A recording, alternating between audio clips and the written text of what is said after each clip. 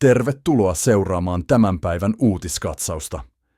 Suomi herää uuteen viikkoon dramaattisten tapahtumien keskellä. Sähkön hinnat ovat nousseet ennätystasolle jättäen kotitaloudet ja teollisuuden vaikeaan tilanteeseen. Venäjä rakentaa vauhdilla uusia sotilastukikohtia aivan rajan tuntumaan. Ja hallitus kiirehtii itärajan aidan rakentamista lisäbudjetilla. Samaan aikaan Suomi harkitsee Australian mallin mukaista somerajoitusta alle 15-vuotiaille, ja presidentti varoittaa Trumpin tullien vaarantavan transatlanttiset suhteet. Käydään läpi kaikki tärkeimmät tapahtumat ja niiden vaikutukset. Maanantai-aamuna suomalaiset heräsivät talven kovimpaan sähkölaskuun. Sähkön hinta nousi yhdessä vuorokaudessa 210%, 99 eurosta megawattitunnilta perjantaina 307 euroon maanantaina. Keskimääräinen verollinen spot-hinta päivälle on hieman yli 38 senttiä kilowattitunnilta, mikä on talven korkein päivähinta. Kalleimmalla hetkellä 7,45 ja 8 välillä aamulla sähkö maksoi 61,23 senttiä kilowattitunnilta. Tämä oli päivän kallein 15 minuutin jakso ja yksi korkeimmista lyhytaikaisista hinnoista koko kauden aikana. Hintojen räjähdysmäinen nousu johtuu useista samanaikaisista tekijöistä. Suomi on juuri nyt ankaran pakkasen kourissa. Ilmatieteen laitoksen ennusteiden mukaan pakkanen on laajalle levinnyt ympäri maata. Pääkaupunkiseudulla lämpötila putosi aamulla -28 asteeseen celsiusta. Pohjois-Suomessa olosuhteet olivat hieman leudommat, vaikka iltapäivän lämpötilat Inarissa lähestyivät silti -20 astetta. Kova pakkanen nostaa lämmitystarpeita rajusti, mikä lisää sähkönkulutusta huomattavasti. Samanaikaisesti tuulivoima on pettänyt. Tammikuu on nähnyt toistuvia hintapiikkejä, jotka liittyvät kylmiin lämpötiloihin ja rajalliseen tuulivoiman tuotantoon. Jään kertyminen tuulivoimaloiden lapoihin on edelleen vähentänyt tuotantoa, kun taas tyven sää on rajoittanut tuotantoa suuressa osassa maata. Kun tuuli ei puhalla, Suomen sähköjärjestelmä joutuu turvautumaan kalliimpiin tuotantomuotoihin, mikä nostaa hintoja markkinoilla. Lisäksi maanantai on työviikon alku, jolloin teollisuuden ja kaupallisten toimijoiden sähkönkulutus nousee viikonlopun tasosta merkittävästi. Verrattuna sunnuntaihin nousu näyttää jyrkältä. Markkinahinnat maanantaina ovat useita kertoja korkeammat kuin edellisenä päivänä.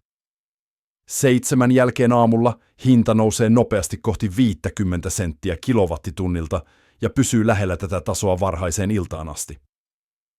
8 aamulla noin 5 iltapäivään saakka tuntihinnat pysyvät yli 50 sentin. Sähkön kustannukset laskevat alle 40 sentin kilowattitunnilta vasta 9 jälkeen illalla. Tammikuun keskimääräinen sähkön hinta on 14,7 senttiä kilowattitunnilta veroineen. Luku on yli kaksinkertainen vuotta aiemmin kirjattuun keskiarvoon verrattuna, jolloin hinnat pysyvät alle 7 sentin kilowattitunnilta. Energiamarkkinoiden asiantuntijat ovat varoittaneet, että Suomi on Euroopan volatileimmista lyhyen aikavälin sähkömarkkinoista. Konsulttiyhtiö AFRyn mukaan Suomen ainutlaatuinen asema Pohjoismaiden energiamarkkinoilla tekee hinnoista erityisen herkkiä. Sähkön hintoihin vaikuttavat voimakkaasti kaupalliset tekijät, mukaan lukien rajallinen siirtokapasiteetti Ruotsin ja Suomen välillä. Kun naapurimaassa sähkö maksaa samaan aikaan vain noin 58 euroa, ero on silmiinpistävä ja osoittaa Suomen energiajärjestelmän haavoittuvuuden. Useimmille kotitalouksille, jotka ovat kiinteähintaisissa sopimuksissa, nämä vaihtelut eivät välittömästi vaikuta kuukausilaskuihin. Kuitenkin Suuret teollisuuskäyttäjät tuntevat jokaisen muutoksen akuutisti. Teollisuuden energiakustannukset voivat nousta merkittävästi lyhyessä ajassa, mikä heikentää kilpailukykyä ja voi johtaa tuotannon supistamiseen tai jopa tilapäisiin seisokkeihin kalleimpina tunteina. Tämä on erityisen huolestuttavaa aikana, jolloin Suomen teollisuus kamppailee jo ennestään heikon taloustilanteen kanssa.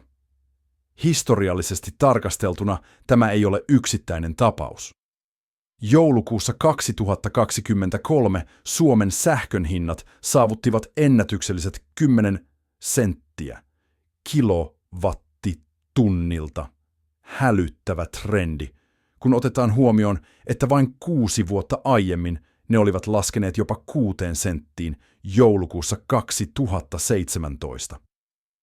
Tukkumarkkinoiden sähkön hinnat nousivat dramaattisesti. Vuonna 2021 pandemian jälkeisen kulutuksen lisääntymisen vuoksi järisyttävä nousu noin 28 eurosta megawattitunnilta lähes 72 euroon megawattitunnilta vain vuodessa. Tällaisten nousujen vaikuttava voima on ollut teollisuuden kysynnän kasvu yhdistettynä äärimmäisiin sääolosuhteisiin. Hallitus on joutunut puolustautumaan kritiikkiä vastaan energiapolitiikastaan. Pääministeri Petteri Orpo on myöntänyt, että datakeskusten nopea kasvu Suomessa voi nostaa sähkön hintoja entisestään. Hallituksen tilaamassa tutkimuksessa konsulttiyhtiö AFRY arvioi, että datakeskusprojektien voimakas kasvu voisi nostaa sähkön keskimääräisiä vuosihintoja noin 10% seuraavien 5 vuoden aikana, mikäli keskusten ennustettu energiankulutus ei vähene. AFRY tyytti. Ennusteet huomioivat jyrkän kasvun datakeskusten määrässä, joiden yhdistetty sähkön kysyntä olisi 2500 megawattia. Se vastaa suunnilleen 1,5 kertaa enemmän kuin Olkiluoto 3 ydinreaktori, joka on Euroopan suurin. Valtiovarainministeri Riikka Purra varoitti eduskunnassa, että laajamittaiset datakeskusprojektit uhkaavat nostaa sähkön kustannuksia. Samana päivänä pääministeri Orpo kertoi talouslehdelle Kauppalehdelle, että hallitus harkitsee verokevennyksiä datakeskuksille ja totesi, että ne ovat tarpeellisia Suomessa. Tämä ristiriita hallituksen sisällä heijastaa laajempaa jännitettä talouskasvun ja tavallisten kansalaisten elinkustannusten välillä. Datakeskukset tuovat investointeja ja työpaikkoja, mutta jos ne nostavat sähkön hintoja, tavalliset kotitaloudet ja pienet yritykset maksavat hinnan. AFRY:n mukaan joustavuus olisi avainasemassa. Datakeskusten tulisi vähentää kulutustaan tai osittain korvata sähkönsä omilla energialähteillään, kuten akkuilla tai varavoimageneraattoreilla. Tutkimuksen johtava asiantuntija Esa Mattila totesi, että uusien datakeskusprojektien tulisi myös sisältää oma sähköntuotanto, ja valtion tuki tulisi kohdistaa niihin, jotka tekevät niin. Orpo sanoi datakeskusraportin julkaisun yhteydessä, että hallitus arvioi huolellisesti, pitäisikö paras valtiontuen muoto datakeskusprojekteille olla sähköverokevennyksen muodossa vai jossain muussa muodossa. Energiakriisi ei ole pelkästään suomalainen ongelma, mutta se korostuu Suomessa erityisesti tuulivoiman kriisin vuoksi. Kuten aiemmin on raportoitu, tuulivoiman buumi Suomessa ja Ruotsissa on kääntynyt kriisiksi. Vuonna 2025 useat tuulivoimaoperaattorit menivät konkurssiin Ruotsissa, mukaan lukien Alder Meyer-Barrett ja Calix Wind, sähkön hintojen romahduksen vuoksi markkinoilla. Suomessa ei suunnitella uusia tuulivoimapuistoja vuonna 2026 sen jälkeen, kun viime vuonna otettiin käyttöön 1,1 gigawattia uutta kapasiteettia. Joulukuussa virolainen energiayhtiö Enefit poistui Suomen markkinoilta myymällä 72 megawatin voimalaitoksen. Ongelma on paradoksaalinen. Tuulivoiman nopea kasvu on johtanut sähkön ylitarjontaan tuulisina aikoina, mikä on laskenut markkinahintoja niin alas, että monet projektit eivät ole enää taloudellisesti kannattavia ilman valtion tukia. Kun hallitukset ovat vähentäneet tukia vihreälle energialle osana finanssipoliittista sopeutusta, uudet investoinnit ovat pysähtyneet. Mutta tyyninä ja kylminä päivinä, kuten nyt, tuulivoiman puute johtaa hintojen räjähdykseen. Tämä volatiliteetti tekee energiajärjestelmästä arvaamattoman ja vaikeuttaa sekä kotitalouksien että yritysten suunnittelua. Työ- ja elinkeinoministeriö on ilmoittanut harkitsevansa uusia tukimekanismeja vakauttaakseen tuulivoimasektoria. Ehdotuksiin kuuluu pitkäaikaiset sähkönostosopimukset, joissa valtio takaa kiinteän hinnan tuulivoiman tuottajille. Tämä vähentäisi markkinoiden volatiliteettia ja tekisi investoinneista houkuttelevampia. Ympäristöjärjestöt ovat tukeneet tällaisia toimenpiteitä ja varoittaneet, että ilman niitä Suomi jää jälkeen vihreästä siirtymästä ja joutuu jatkamaan fossiilisten polttoaineiden käyttöä pidempään kuin on välttämätöntä. Hallitus on kuitenkin haluton lisäämään julkisia menoja energiasektorille samaan aikaan, kun se leikkaa sosiaalimenoja ja kasvattaa puolustusbudjettia. Sähkökriisi iskee erityisen kovasti niihin suomalaisiin, jotka menettivät eilen osan toimeentulotuestaan uudistuksen myötä. Eilen, helmikuun 1. päivästä alkaen, astui voimaan sosiaaliturvan uudistus, joka kiristää toimeentulotuen saamisen edellytyksiä. Maaliskuun 1. alkaen kaikki täysi-ikäiset menettävät 2–3% perusosastaan. Samaan aikaan sähkön hinnan kaksinkertaistuminen tammikuussa verrattuna viime vuoteen tarkoittaa, että köyhimmät kotitaloudet joutuvat nyt valitsemaan lämmön ja ruoan välillä. Talvipakkasen aikana tämä ei ole teoreettinen ongelma, vaan välitön selviytymiskysymys. Sosiaalityöntekijät ja järjestöt ovat varoittaneet, että energiakustannusten nousu yhdistettynä sosiaalitukien leikkauksiin voi johtaa humanitaariseen kriisiin. Ihmiset, jotka jo ennestään elävät niukasti, eivät kykene maksamaan kohonneita sähkölaskuja. Tämä voi johtaa sähköjen katkeamiseen, asuntojen jäähtymiseen vaarallisiin lämpötiloihin ja terveysongelmiin, erityisesti vanhuksilla ja lapsilla. Pelastakaa lapset, järjestö on raportoinut, että yhä useammat perheet hakevat apua ruoka-avusta ja energialaskujen maksamiseen. Järjestön edustaja totesi, että kun hallitus leikkaa tukia samalla kun elinkustannukset nousevat, se luo köyhyyden kierteen, josta on yhä vaikeampi päästä ulos. Energiapolitiikasta on tullut kiihkeän poliittisen keskustelun aihe. Oppositiopuolueet syyttävät hallitusta siitä, että se on laiminlyönyt energiaturvallisuuden ja kohtuuhintaisen sähkön turvaamisen kansalaisille. Sosiaalidemokraattien puheenjohtaja Antti Lindtman vaati eduskunnassa hätätoimia energiakustannusten hillitsemiseksi. Hän ehdotti väliaikaista tuloveron kevennystä pienituloisille ja energiatukea haavoittuvimmille kotitalouksille talven yli.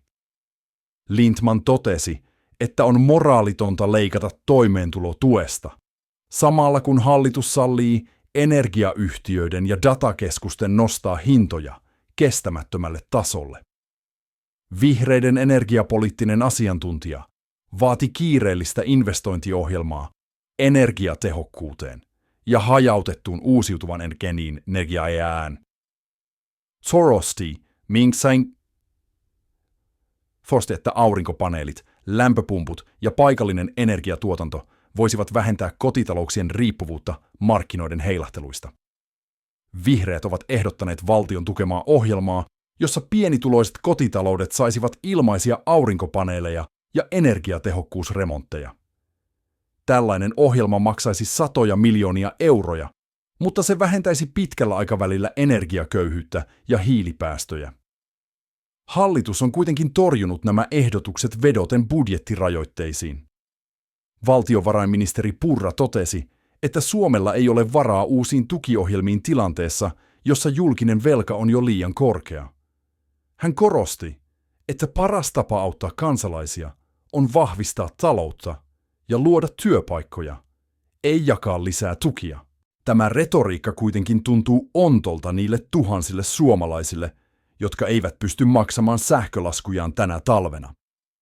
Samaan aikaan kun suomalaiset kamppaavat energialaskujen kanssa, itärajan toisella puolella Venäjä rakentaa vauhdilla uutta sotilasinfrastruktuuria. Institute for the Study of War, kansainvälisesti arvostettu konfliktien tutkimuslaitos, julkaisi helmikuun 1. päivänä raportin, joka osoittaa Venäjän laajamittaisen sotilaallisen rakentamisen Suomen rajan läheisyydessä. Satelliittikuvat paljastavat massiivisen rakennustoiminnan Petroskoissa, joka sijaitsee vain 175 kilometrissä Suomen rajasta. ISVN-analyytikot ovat tunnistaneet uusia hävittäjien suojia, varastoja ja kenttäleirejä. Rakenteilla oleva infrastruktuuri viittaa siihen, että Venäjä valmistelee kykyä ylläpitää merkittäviä sotilasoperaatioita alueella pitkäkestoisesti. Venäjä rakentaa myös uutta sotilaskaupunkia Kanta-Lahteen Murmanskin alueella. Tämä sijainti on strategisesti merkittävä, koska se sijaitsee lähellä Norjan rajaa ja antaa Venäjälle paremman pääsyn Barentsinmerelle ja arktiselle alueelle. ISVN-raportin mukaan tämä ei ole pelkkää puolustuksellista varautumista, vaan aggressiivista valmistautumista mahdolliseen konfliktiin Naton kanssa. Analyytikot huomauttavat, että rakennustahti on kiihtynyt merkittävästi sen jälkeen, kun Suomi ja Ruotsi liittyivät NATOon.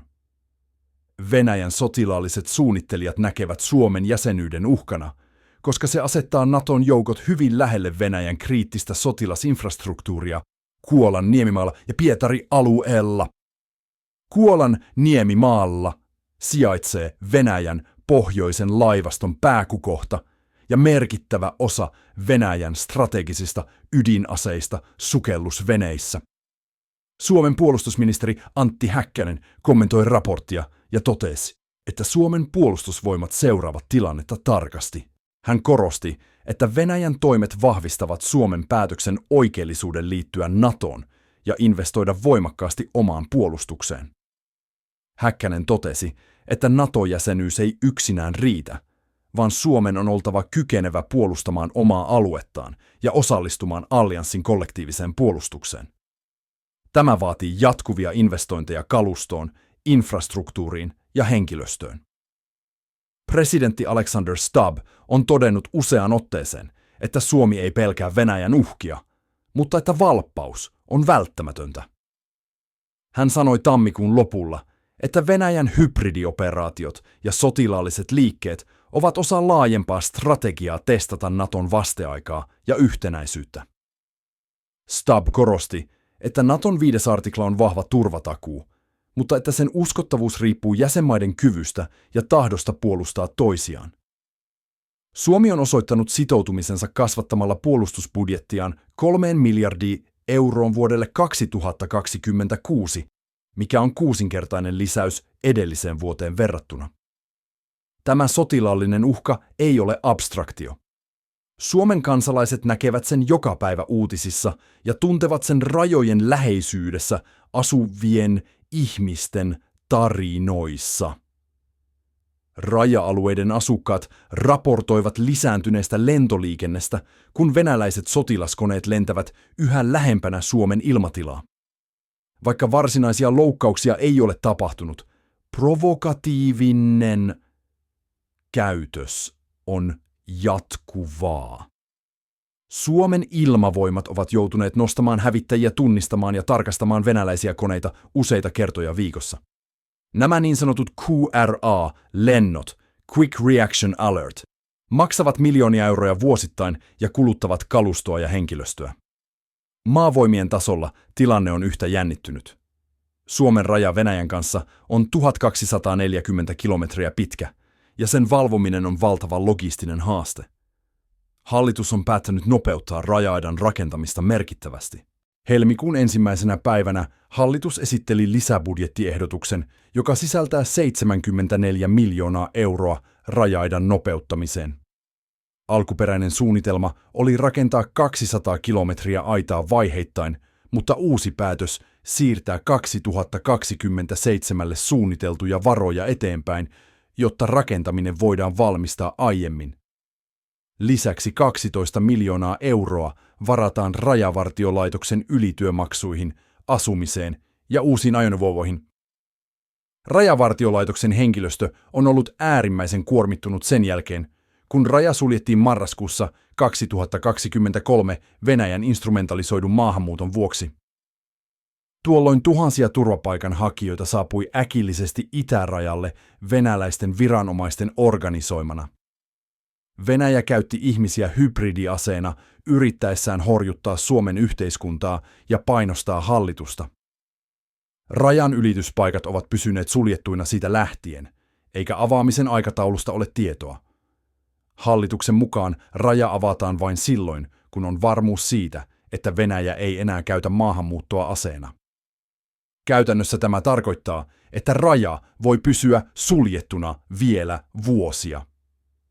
Tämä on aiheuttanut taloudellisia vaikeuksia rajakaupungeille, jotka olivat aiemmin riippuvaisia venäläisistä turisteista ja kauttakulkuliikenteestä. Lappeenranta, Imatra ja muut rajakaupungit ovat menettäneet merkittävän osan liikevaihdostaan, ja monet yritykset ovat joutuneet lomauttamaan työntekijöitä tai lopettamaan toimintansa kokonaan. Lisäbudjetti sisältää myös 30 miljoonaa euroa ammustoimitusten ostamiseen Ukrainalle Euroopan unionin yhteishankintojen kautta. Tämä on osa Suomen jatkuvaa sitoutumista Ukrainan tukemiseen sen puolustustaistelussa Venäjän hyökkäystä vastaan. Suomi on antanut Ukrainalle yhteensä noin 2 miljardia euroa tukea sodan alusta lähtien, mukaan lukien sotilasapua, humanitaarista apua ja taloudellista tukea. Vaikka määrä on merkittävä pienelle maalle, hallitus on korostanut, että Ukrainan tukeminen on Suomen oman turvallisuuden kannalta välttämätöntä. Jos Ukraina kukistuisi, Venäjä olisi entistä rohkeampi ja aggressiivisempi naapureitaan kohtaan. Opposition puolueet ovat tukeneet Ukrainan avustamista, mutta ovat kritisoineet hallitusta siitä, että se rahoittaa ulko- ja turvallisuuspolitiikkaa leikkaamalla sosiaalipalveluista. Vasemmistoliiton edustaja totesi eduskunnassa, että Suomi voi ja sen pitää tukea Ukrainaa, mutta tämä ei saa tapahtua köyhimpien kustannuksella. Hän ehdotti, että Ukrainan tuki rahoitettaisiin progressiivisella verotuksella tai leikkaamalla yritysten verotuista sen sijaan, että leikataan toimeentulotuesta ja terveydenhuollosta. Raja-aidan rakentaminen on herättänyt myös eettisiä kysymyksiä. Ihmisoikeusjärjestöt ovat kritisoineet aitaa symbolin, joka edustaa suljettujen rajojen ja pelkokulttuurin voittoa avoimuuden ja humanitarismin yli. Amnesty International totesi, että vaikka Suomella on oikeus suojata rajojaan, sen on tehtävä se tavalla, joka kunnioittaa ihmisoikeuksia ja kansainvälistä pakolaisoikeutta. Järjestö varoitti, että pitkittynyt rajan sulkeminen voi estää aidosti vainottuja ihmisiä hakemasta turvapaikkaa Suomesta. Hallitus on puolustanut päätöksiään ja todennut, että poikkeukselliset olosuhteet vaativat poikkeuksellisia toimia. Sisäministeri Mari Rantanen on sanonut, että Venäjän hybriditoimet ovat suora hyökkäys Suomen suvereenisuutta vastaan ja että Suomella on oikeus ja velvollisuus puolustautua. Hän korosti, että raja avataan uudelleen heti, kun turvallisuustilanne sen sallii, mutta että kansalaisten turvallisuus on etusijalla. Geopoliittinen tilanne ei rajoitu pelkästään Suomen ja Venäjän välisiin jännitteisiin. Presidentti Stubb on varoittanut, että Yhdysvaltain presidentti Donald Trumpin tullipolitiikka voi laukaista vaarallisen alaspäin suuntautuvan kierteen transatlanttisissa suhteissa. Stubb totesi tammikuun puolivälissä, että Trumpin uhkaukset Grönlannin ostamisesta ja tullien asettamisesta Suomelle ja muille liittolaisille voivat heikentää Naton yhtenäisyyttä ja horjuttaa länsimaista liittoa juuri silloin, kun se on eniten tarpeen. Euroopan unioni kutsui koolle hätäkokouksen jäsenmaiden edustajista sen jälkeen, kun Trump uhkasi tammikuun puolessa välissä Suomea ja 7 muuta maata uusilla tuontitulleilla sosiaalisessa mediassa. Trump julisti, että tullit pysyvät voimassa, kunnes Yhdysvallat saa luvan ostaa Grönlannin. Tämä vaatimus on herättänyt laajaa hämmennystä ja huolta Euroopassa. Tanskan pääministeri Mette Frederiksen on todennut, että Grönlanti ei ole myytävänä, ja että Trumpin vaatimukset ovat kunnioittamattomia sekä Grönlantia että Tanskaa kohtaan. Stab on yrittänyt toimia sillanrakentajana Euroopan ja Yhdysvaltain välillä. Hän on todennut, että transatlanttinen liitto on Euroopan turvallisuuden kulmakivi ja että sen heikentäminen palvelee vain Venäjän etuja. Stab on kehottanut Euroopan maita täyttämään Naton puolustusmenotavoitteet ja osoittamaan, että ne ottavat oman turvallisuutensa vakavasti. Samalla hän on kehottanut Trumpia muistamaan, että NATO-liittolaiset ovat Yhdysvaltojen luotettavimmat kumppanit globaalissa kilpailussa Kiinaa ja muita autoritaarisia valtioita vastaan. Trumpin tullit astuivat voimaan helmikuun 1. päivänä. 10% tullit kaikille Suomesta tuleville tavaroille ovat jo alkaneet vaikuttaa suomalaisiin vientiyrityksiin. Jos sopimusta ei saavuteta, tullit nousevat 25% kesäkuun 1. alkaen. Tämä on katastrofaalinen skenaario Suomen vientiteollisuudelle. Yhdysvallat ovat Suomen tärkeimpiä vientimarkkinoita Euroopan unionin ulkopuolella, ja monet yritykset ovat riippuvaisia amerikkalaisista asiakkaista. Teknologiateollisuus, lääketeollisuus ja metsäteollisuus ovat erityisen haavoittuvia. Teknologiayritykset, kuten Nokia ja lukuisat pienemmät innovatiiviset yritykset, vievät merkittäviä määriä tuotteita ja palveluita Yhdysvaltoihin. 10% tulli tekee näistä tuotteista kalliimpia amerikkalaisille asiakkaille, mikä heikentää kilpailukykyä verrattuna amerikkalaisiin ja muihin kansainvälisiin kilpailijoihin. Yritykset joutuvat nyt valitsemaan, nostavatko ne hintoja ja menettävät asiakkaita, vai laskevat katemarginaaleja ja menettävät kannattavuutta. Suomen yrittäjien toimitusjohtaja Mikael Pentikäinen on vaatinut hallitukselta välittömiä tukitoimia. Hän ehdotti väliaikaisia verokevennyksiä, vientitakuita ja markkinoiden monipuolistamisen tukemista, jotta yritykset voivat etsiä vaihtoehtoisia markkinoita Aasiasta ja muualta Euroopasta. Pentikäinen varoitti, että ilman tukitoimia monet pienet ja keskisuuret yritykset voivat joutua konkurssiin, mikä johtaisi työpaikkojen menetyksiin juuri silloin, kun Suomi yrittää nostaa työllisyysastetta. Hallitus on luvannut neuvotella Euroopan unionin kautta ratkaisua, joka minimoi vahingon. Elinkeinoministeri Vilhelm Junnila on todennut, että Suomi on aina ollut vahva vapaakaupan puolesta puhuja ja että protektionismi vahingoittaa kaikkia osapuolia pitkällä aikavälillä. Euroopan unioni on uhannut vastatulleilla, jos Yhdysvallat ei peru päätöstään. Komissio on ilmoittanut suunnitelmistaan määrätä vastatullit 26 miljardin euron arvosta huhtikuusta lähtien. Tämä voi kuitenkin johtaa täysimittaiseen kauppasotaan, joka vahingoittaisi entisestään heikkoa maailmantaloutta. Talousasiantuntijat ovat varoittaneet, että kauppasota tulee vähentämään Suomen bruttokansantuotetta merkittävästi.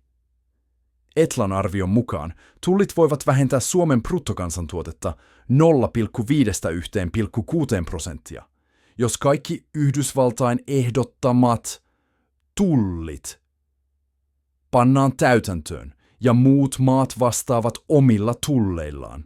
Suomen Pankki on varoittanut, että kauppapolitiikan epävarmuus heikentää investointimielialaa ja hidastaa talouskasvua entisestään. Bruttokansantuotteen kasvun ennustetaan olevan vain 0,8% vuonna 2026, ja tullit voivat painaa tämän luvun negatiiviseksi. Kansainvälinen tilanne on siis monimutkainen ja vaikea. Suomi on puristuksissa Venäjän sotilaallisen uhkan ja amerikkalaisen taloudellisen painostuksen välissä, samalla kun se kamppailee sisäisten taloudellisten ja sosiaalisten haasteiden kanssa. Tässä tilanteessa hallitus pyrkii pitämään kiinni kurinalaisesta finanssipolitiikasta, mikä tarkoittaa leikkauksia julkisiin menoihin ja sosiaaliturvaan, samalla kun puolustusmenoja kasvatetaan voimakkaasti. Sosiaalisella kentällä on kuitenkin myös toiveikkaampia kehityskulkuja. Hallitus harkitsee Australian mallin mukaista somerajoitusta alle 15-vuotiaille lapsille. Pääministeri Petteri Orpo ilmoitti tammikuun puolivälissä, että hallitus valmistelee lakiehdotusta, joka kieltäisi sosiaalisen median käytön alle 15-vuotiailta.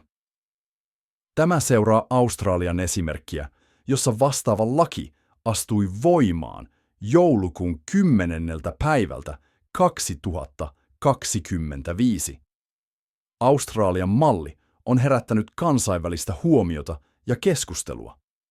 Laki velvoittaa sosiaalisen median alustat estämään alle 13-vuotiaiden pääsyn alustoilleen ja rajoittamaan 13-15-vuotiaiden käyttöä. Alustat, jotka eivät noudata lakia systemaattisesti, voivat saada jopa 49,5 miljoonaa Australian dollaria sakkoja. Laki on kiistanalainen, ja sen täytäntöönpano on teknisesti haastavaa, mutta se on saanut laajaa julkista tukea australialaisilta vanhemmilta, jotka ovat huolissaan sosiaalisen median vaikutuksista lastensa mielenterveyteen. Suomessa 2/3 kansalaisista tukee somerajoitusta hintaopastutkimuksen mukaan. Tämä on lähes 10 prosenttiyksikköä enemmän kuin kesällä 2025. Tuki on kasvanut, koska yhä useammat vanhemmat ja opettajat näkevät sosiaalisen median negatiiviset vaikutukset lasten ja nuorten hyvinvointiin. Tutkimukset ovat osoittaneet yhteyksiä sosiaalisen median, liiallisen käytön ja masentuneisuuden, ahdistuneisuuden, unihäiriöiden ja keskittymisvaikeuksien välillä. Terveyden ja hyvinvoinnin laitos, THL, on raportoinut huolestuttavasta kasvusta nuorten mielenterveysongelmissa viimeisen vuosikymmenen aikana. Erityisesti tytöillä masennus ja ahdistus ovat lisääntyneet dramaattisesti. Asiantuntijat katsovat, että sosiaalinen media on yksi merkittävä tekijä, vaikka syyt ovat moninaiset. Sosiaalisen median algoritmit suunnitellaan maksimoimaan käyttöaikaa, mikä johtaa riippuvuuteen. Nuoret altistuvat kiusaamiselle, epärealistisille kauneusihanteille, disinformaatiolle ja haitalliselle sisällölle tavalla, jota aikaisemmat sukupolvet eivät kokeneet. Kuitenkin kiellolla on myös vastustajia. Osa asiantuntijoista väittää, että kielto on liian rajoittava ja että parempi lähestymistapa olisi parantaa digitaalista lukutaitoa ja opettaa nuoria käyttämään sosiaalista mediaa vastuullisesti. Tampereen yliopiston mediatutkija totesi Ylelle, että Suomi on kansainvälisesti tunnettu erinomaisesta digitaalisesta koulutuksestaan ja että tätä vahvuutta tulisi hyödyntää sen sijaan, että turvauduttaisiin täyskieltoon. Hän korosti, että nuorten pitää oppia navigoimaan digitaalisessa maailmassa turvallisesti, koska he tulevat joka tapauksessa käyttämään näitä teknologioita aikuisina. Keskustelu heijastaa laajempaa jännitettä teknologian sääntelyn ja yksilön vapauden välillä. Liberaalit kriitikot ovat huolissaan siitä, että valtio puuttuu perheiden yksityiselämään ja rajoittaa nuorten oikeutta tietoon ja viestintään. He kysyvät, missä vaiheessa valtion holhoaminen menee liian pitkälle. Toisaalta konservatiivit ja monet vanhemmat kokevat, että sosiaalisen median alustat ovat lähteneet lapsukaupaksi ja että valtion on puututtava suojellakseen lapsia. Hallitus ei ole vielä päättänyt lopullisesta muodosta laille, mutta lakivalmistelu etenee. Jos laki hyväksytään, Suomi liittyisi Australian ja muutamien muiden maiden joukkoon, jotka ovat ottaneet tiukan linjan sosiaalisen median säätelyssä.